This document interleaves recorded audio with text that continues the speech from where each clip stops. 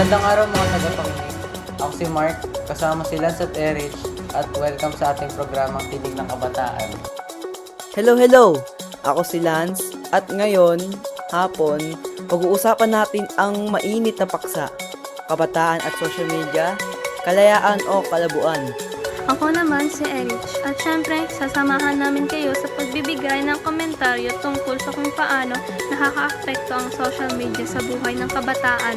Maraming kabataan, ang social media ay tila kalayaan. Kalayaan na magpahayag ng saloobin, magbagi ng talento at makipag-ugnayan sa iba. Pero sa kabilang banda, may kalabuan din. Dahil sa maling impormasyon, cyberbullying at sobrang paggamit, nagiging sanhi ito ng stress at pagkakahiwalay sa tunay na mundo. Kaya nga mahalagang tanungin ang social media ba ay tunay na kalayaan o ilusyon lamang na nagdadala ng kalabuan na sa kabataan ng hamon na gamitin ito ng tama at responsable. Pero bago tayo magpatuloy, may paalala muna kami.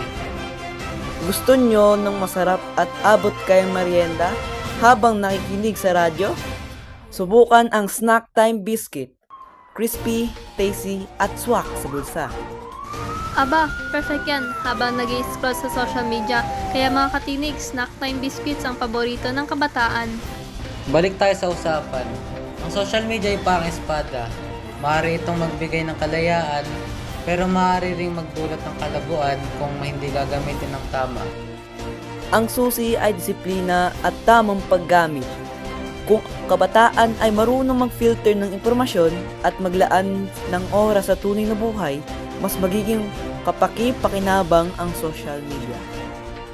Kaya tandaan mga katinig, social media kalayaan kung responsable, kalabuan kung pabaya. At dyan nagtatapos ang ating komentaryo ngayong araw. Ako si Mark. Ako si Lance. Ako naman si Erich, maraming salamat sa pakikinig sa Tinig ng Kabataan.